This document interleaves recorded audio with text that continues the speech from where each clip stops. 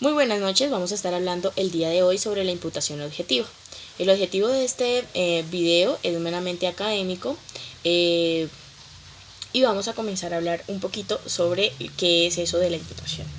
Vamos a hablar primero que lo que vamos a necesitar para hablar de imputación objetiva va a ser la causalidad. Entonces vamos a decir que la causalidad va a jugar un papel importante porque solo la conducta que tiende a causar un resultado típico va a ser de alguna manera punible. Entonces vamos a decir que definitivamente la conducta debe tender a causar ese resultado.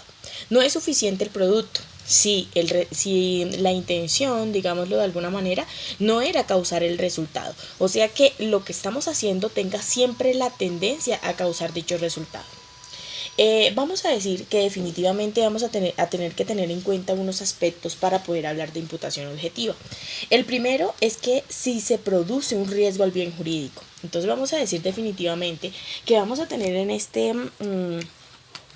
esta parte unos bienes jurídicos tutelados. Entonces vamos a decir un ejemplo. Aquí vamos a poner un ejemplo. Vamos a decir que este es el derecho a la vida. Entonces, cualquiera, digamos, conducta que sea tendiente a causar un resultado típico en aras de vulnerar este bien jurídico a la vida, vamos a decir que va a estar o va a categorizarse como parte de la imputación objetiva. El segundo elemento que tenemos que tener en cuenta es que si el peligro se realizó en un resultado concreto, porque la conducta puede llegar a ser tendiente a producir un resultado típico y además de eso va a poner en riesgo el bien jurídico, pero no vamos a tener un resultado concreto. Si nosotros no tenemos resultado concreto, no podemos llegar a la imputación objetiva. También vamos a tener que tener en cuenta que el resultado se dé por la conducta, o sea, no podemos hablar de que definitivamente vamos a entrar en una imputación objetiva cuando el resultado que nosotros tenemos aquí no es parte de esta conducta. Vamos a poner un ejemplo sencillo. Un hombre está ebrio manejando un auto. En este caso choca. Y más adelante, obviamente, hay un accidente. No podemos llegar a imputarle a este hombre que va ebrio en el carro, si bien está infringiendo la ley, de alguna manera está poniendo en riesgo el bien jurídico, pero no podemos llegar a decir que el resultado que se produjo fue producto de esta conducta, o sea, de ir manejando ebrio. Entonces tenemos que tener presente estos tres aspectos para poder llegar a hablar de imputación objetiva. El primero, que se produjo un riesgo. El segundo, que ese riesgo o peligro se va a realizar en un resultado concreto. Y el tercero es que el resultado se dé por la conducta, que el resultado no llegue a ser ajeno.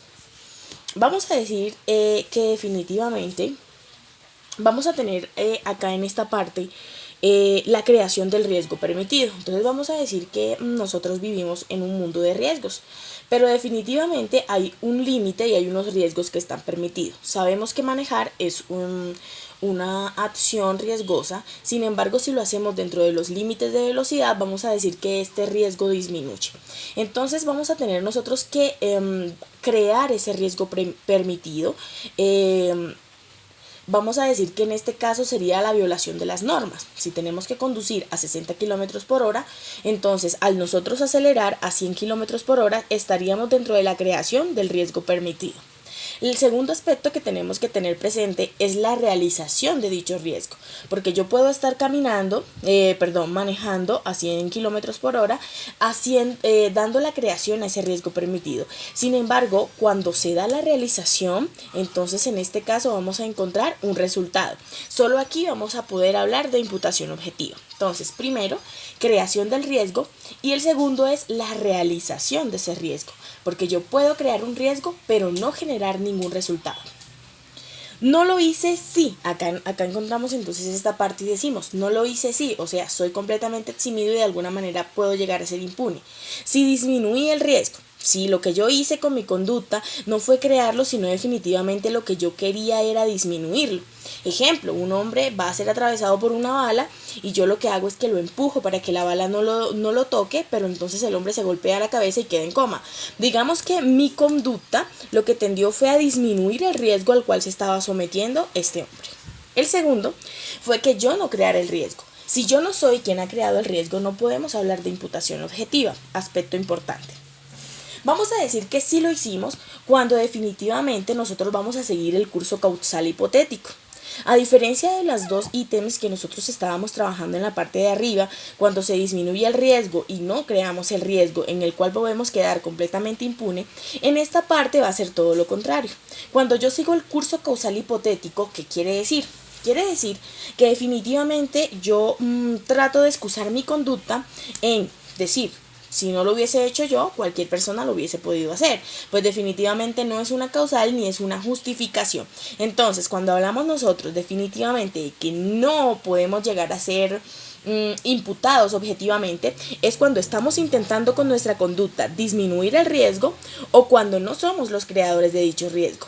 Sí lo somos o podemos llegar a ser imputados objetivamente cuando seguimos el curso causal, cuando pensamos que nuestra conducta cualquiera la hubiese podido realizar.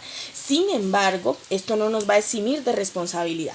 Vamos a decir que si nosotros no creamos el riesgo, ¿cierto? Y estamos dentro del riesgo permitido, vamos a quedar completamente impune, como lo vemos en este lado. Pero si definitivamente sí creamos el riesgo y sí hay un peligro, entonces el resultado va a ser tentativo.